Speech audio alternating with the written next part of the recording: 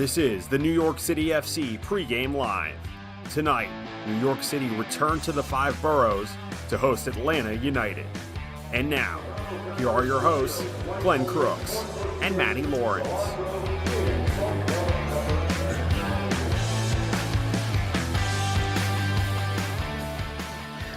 And a happy good evening to you from Citi Field in Queens. There you see it on your screen, and you also see myself, Glenn Crooks. There's Matty Lawrence. We're your English hometown commentators tonight. We'll present New York City FC playing host to Atlanta United in the first match of the year at Citi Field. There's been some baseball played, but it's the first soccer match of the year at Citi Field as New York City coming off the 1-1 draw at Inter Miami, and Atlanta, they thrashed Chicago 3-0. That was at Mercedes-Benz, their home sweet home. Atlanta United, they haven't scored a goal away from home in 2024. Matty, welcome. Now, before we get going, I got a couple of important things to share here for you. First of all, and they're both kind of personal.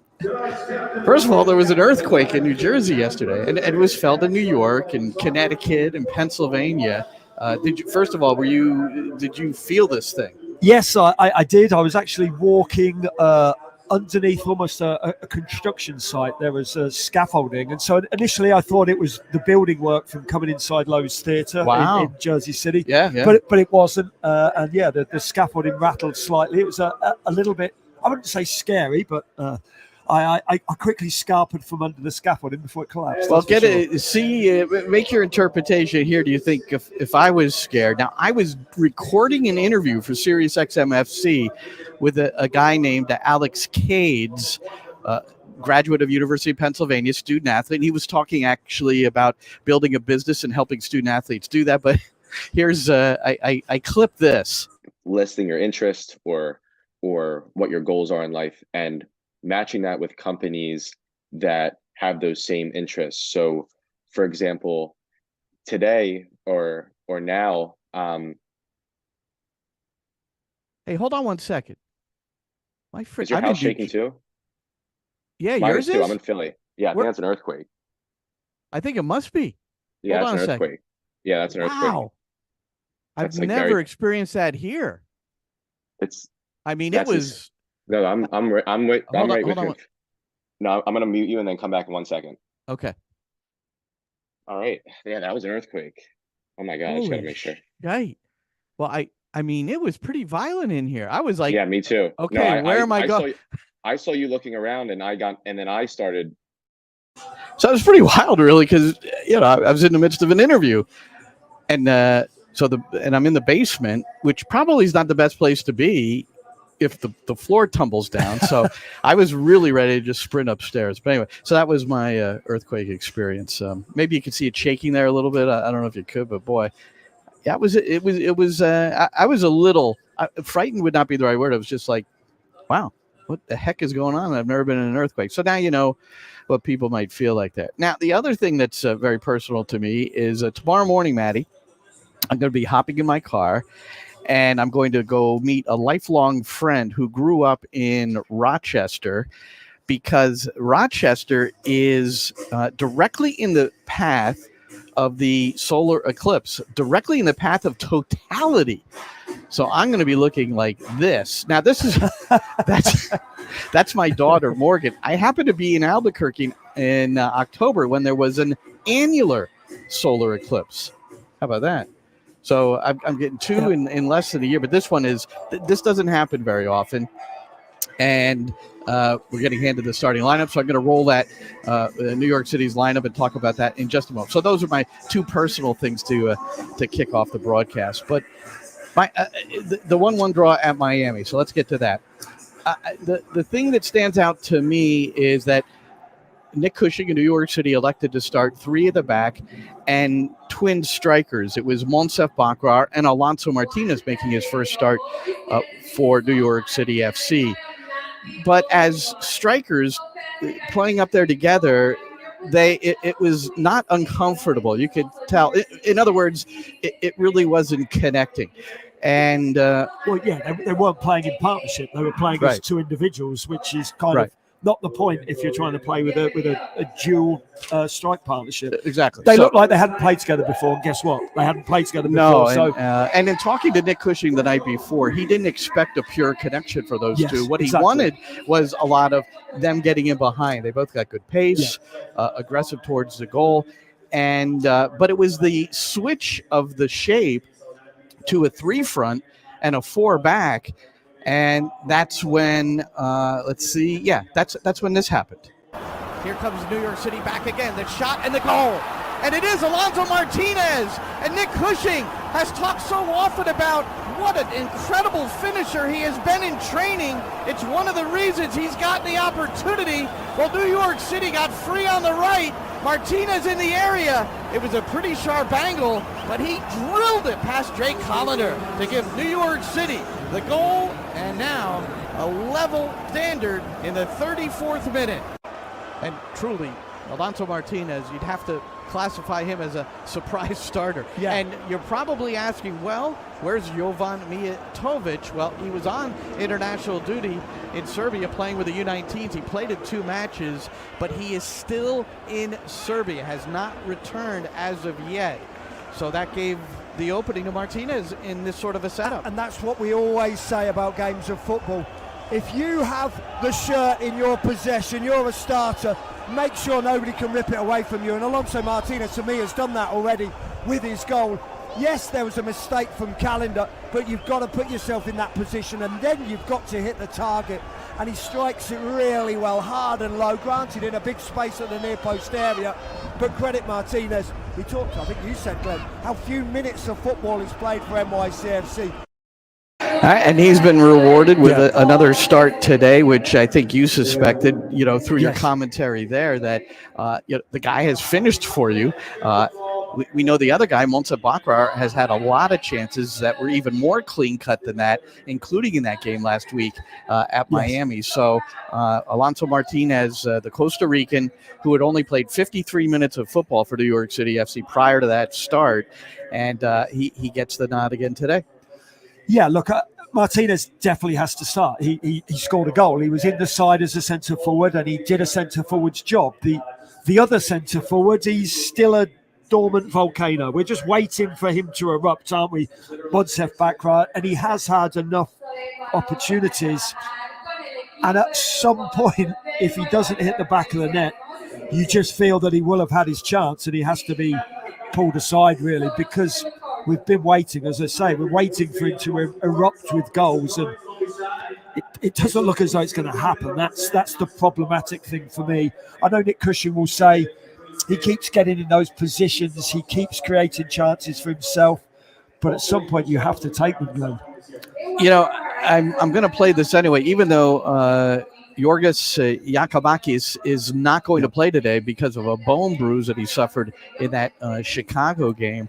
But he scored a goal in that Chicago game, and then his replacement. And we're going with Jamal TRA, by the way. We're going to go back to TRA. We were discussing there's been a concluding statement of how he wants it pronounced. So we're going with TRA. But and he came in and scored twice in the second half to make it 3-0. But I wanted to compare and I sent this to you, and you also had some feedback. So first we're going to hear the commentary, and then I'm going to replay it again so that we can go through it a little bit, because I think this is important from a striker goal scoring from the technical end of things. Here comes New York City back again. The shot. That's not the one. Let's do this one. Rodriguez for New York City leads the break. He's got Bakrar on the right, and he's got Wolf on the left. Wolf will square to Bakrar, and he skies it well over the bar into the stands. That went high into the air off the half volley. Nonetheless from Haile Selassie. Ball played through. Lojanidze gets on this. His service across. Yakabakis! He has the yardage, and he puts a wonderful ball into Yakabakis. Now, I recognize they're different. I think the way you phrase it is they're different but the same. Yes. And the technique of striking the ball on the half volley and getting on top of the ball, that was the thing I was focused on. Absolutely. And I'll play it while you're talking. They are very, very similar, that's for certain. Obviously, Bakrar's is on his weaker foot, this one coming up. Yes, it's slightly behind him, whereas Giacomakis is in front of him and he has to stretch to reach it. Yep. But look, you said it, and any good striker of the ball knows, or any good striker knows you hit the top third of the ball and that forces the ball down into the ground. As Giacomakis does here, he doesn't try and strike it too hard. He just leaves his foot open, hits it with almost a broad surface of that right foot, the inside of the right foot, and scores and makes it look very, very easy. It's a reasonably difficult technique, but look, any centre forward worth their money finishes those off, both of them, Giacomakis and Bakras, or bare minimum you hit the target. Bakras went 7 or 8 goals higher than the actual goal. Well, coming up on our commentary, beginning at 7:15, pregame show with Nick Cushing, presented by Ford. And one of the things I ask him directly is pretty much, how much longer do you wait for Bakrar to come around and be the striker that scores goals? And you just compare 8 shots on goal for Giacomakis, 5 goals, 9 shots on goal for Bakrar, no goals. And that's the comparison you look at. You go, Giacomakis is tied for second in the league in scoring behind Lewis Morgan. Yet it's a consistency that's so important to any team's success. So I talked to Nick Cushing, and is it here? I thought I know where it is. It's over here. First about Matt Freese, and I loved his answer. I really did. Freese was the man of the match, probably the last 2 matches, you'd have to say. Absolutely. But certainly this last one, and he stuffed Suarez on 3 occasions. Luis Suarez, the player of the month at MLS, and he did score the goal which we both felt, and Matty adamantly was Suarez foul on Sands off that set piece, which was not reviewed and certainly not overruled, and that's what made it 1-1. So I asked Nick first about Freese, and then about Bakrar. I said after the game to the team, and I will say it continuously, if we're going to be a team that execute results, it's not about tactics.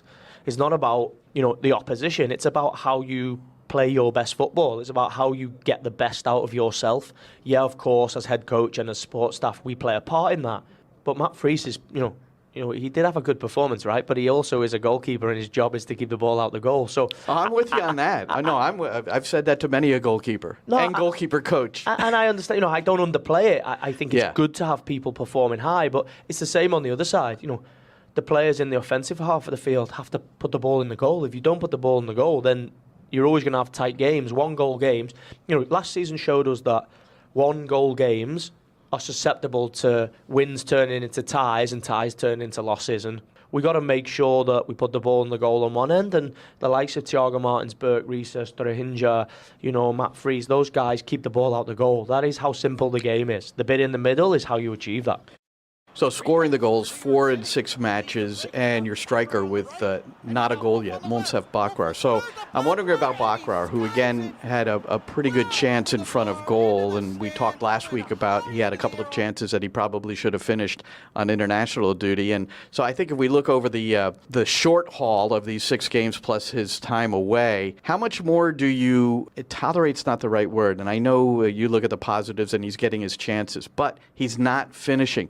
Alonso Martinez finished. Maybe you have other possibilities. What do you think? As a coach, you have to support and you have to give opportunity, and you have to, keep putting Monsef in the position, and he has to keep getting himself runs and keep putting himself in the moment. But in the end, Jovan Mijatovic is breathing right down my neck, right? He wants to play in the team. He wants those chances. So that's the game. You have to give people opportunity, but ultimately the expectation and the demand is that you do your job, and we will support Monsef. We will keep putting him in the position, but at the same time, there's other guys that want to step up and want to take the opportunity. That's the game. Just like I, as head coach, have to get results, those players on the pitch have to put in performances, and together, we have to move forwards.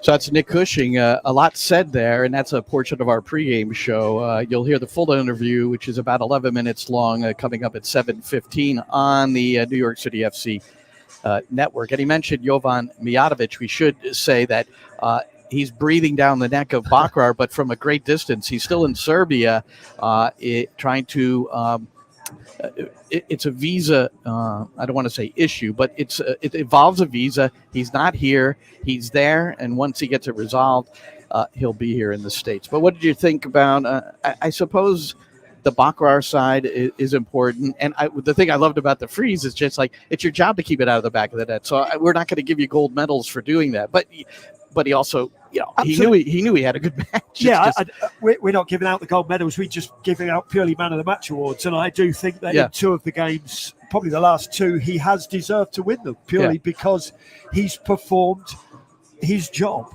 And unfortunately, lots of the other players didn't perform their job. Their goals, the ball didn't hit the back of the net enough. Too many mistakes allowing goals for the opposition, and we could go on and on and on. So yes, the Matt Freeze point is the right one. He's just doing the job that he's paid to do, but he is performing to a very high level at the moment. And Bakrar is in complete antithesis. Bakrar is underperforming. Bakrar hasn't scored a goal. He wears the 9. He is a centre forward. He's paid to score goals, and he hasn't.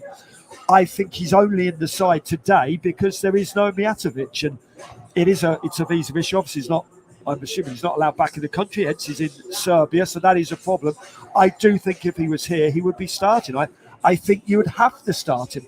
I think it would be very, very hard to say to Mijatovic, you're sitting on the bench again behind the guy that still hasn't scored a goal and has missed some wonderful opportunities. I don't think a head coach could look a player in the eye and say, that man's done in Bakrar's done well enough to keep the shirt, because he hasn't.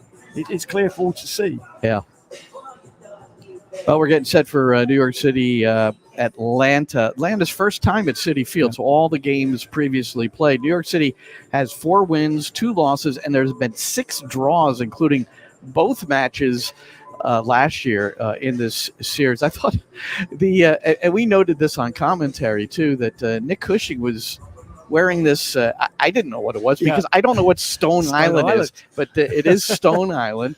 And Hudson River Blue broke the story that Nick Cushing wore it because Alex Rando, one of his goalkeepers, said, "Hey, coach, you should be a little snappier on the sideline." And Stone Island, I like Stone Island, so he said he did it for Alex Rando. So that's a nice thing to do, isn't it? It is. Stone Island's worn by many Millwall fans. I'll leave it at that. Is that right? Yes. Oh, okay. Yeah, better leave it at that. I have heard some things about Millwall fans the last week or so. I meant to bring that up to you, but we'll do that at another time. They're not having a good time right now. They lost to Huddersfield again, so they're very much in the relegation battle right now. Okay. Well, I'm glad nobody's around the stadium at this point that we know, hopefully. Well, you probably know some of the folks that were at that game. Well, I know the manager. The manager was my roommate. So the Millwall manager was my roommate at Millwall. So, yes. Wow. I won't be finding him up either. All right. Well, text him some condolences or something. Yes. I mean, tell him to stay out of the streets, that's for sure. U.S. Open Cup. Wanted to mention this because the New York City FC 2 team advanced to the third round by defeating the New York Red Bulls 2 team. It was 4-2. That was at Belson. That was that night, that vicious weather night where the winds were whipping, that was raining. I mean, trees were falling everywhere around where I live. And J.J. Jimenez had a hat trick. And Malachi Jones gets his first professional goal. So Malachi, a first-team player who will be on the bench tonight, and it was a clever little goal, just a little dink over the keeper, and it made me think of Bakrar, who couldn't get it over Crapo in that one situation. Remember, against Toronto, and or was it against Portland? It was against Portland. Yes, Crapo's been at a few places, but not Toronto. That's the backup for Atlanta. Anyway, Vetsburg. So Malachi Jones, but it was a good little chipped goal. It was really a wonderful finish that he got in on, and so they play Hartford, does New York City FC 2 on the 17th. I think it's a midweek. Is that this next Wednesday? 17th. What's today? Week Wednesday. A week Wednesday. Yeah. Will be the next round of the U.S. Open Cup. And to close the show, Matty, and I know you're a sports fan. I wanted to talk about Caitlin Clark. Did you watch the Iowa-UConn match? I watched it last night. Yeah. Okay, and so wonderful game. UConn's just they've been to the Final Four 14 of the last 15 seasons. I mean, it's crazy. Iowa doesn't have that kind of success, but recently they have. This is their second now back-to-back finals, and led by one Caitlin Clark.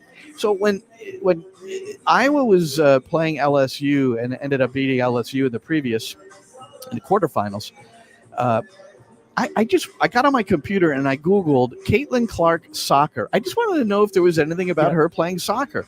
And sure enough, She was a 4-year starter on her high school, played for her local club, and this is the quote from her dad, who many have said is not a braggadocious guy. His name is Brent Clark. So this was from an article in the Des Moines Register earlier this year. So this is when I Googled, this is what popped up. Googled Caitlin Clark soccer. Mr. Clark said, quite frankly, I'm not trying to brag about it, but I think she probably could have been the same sort of talent in soccer that she is in basketball. She could have been on USA junior national type teams. She has anticipation, creativity, physicality, and passing angles that all stem from soccer. I thought it's pretty. And then there was a quote from her after a game, an Iowa basketball game, that said they were asking her about her elite passing skills, because everybody talks about her threes, but man, can she dish it. And she said, I don't go into the gym and just chuck passes against the wall. I love this answer too. I don't do that. You get that from playing basketball. That's how you learn. You read angles. I think soccer helped me a lot in reading angles and understanding angles. So she was a very, very good soccer player. Yeah. She was a striker. So she's scoring goals at the wazoo, but she chose basketball. Pretty interesting, though, huh? Yeah, it is, and I do think there's something to be said about athletes playing a number of sports. Yes, I know Andy Murray, obviously the Scottish tennis player, played soccer, cricket, rugby, and tennis up to about the age of 14 before he started focusing fully on tennis when he moved down to Spain for a while. So, I do think that helps rather than just solely focusing on one sport. So, I think that's a great thing to learn about Caitlin Clark, that's for sure. All right, well, we've got a number of supporters who are ready for a home victory tonight, and there you see the 11. And let's go through it real quickly. Brad Freese in goal. Freese. Yeah, it's Brad Guzan who is in goal for Atlanta United. So it's going to be Matt Freese, and then Tavon Gray is going to get the start on the right ahead of Ilinich. And next to him will be Thiago Martins, the captain. Burke Reese is back, and Kevin O'Toole is back as a starter. James Sands, Keaton Parks in the midfield. Alonso Martinez rewarded for his goal a week ago. We suspect he'll be on the right. Monsef Bakar, the striker, and then Hannes Wolf on the left. And it's a good unit if they're together and with a conscious effort of getting forward. I think it's a pretty good team. I still think I prefer Ilinich at right back in terms of getting forward and his ability to deliver. But I also understand that Tavon Gray is a better one-on-one defender.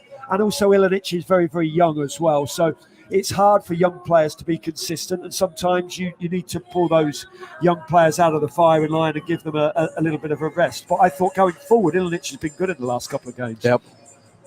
One other game that's kicking off 15 minutes after this one. The kickoff is 7:40 p.m. here for New York City, Atlanta, and here at Citi Field. Get another look there.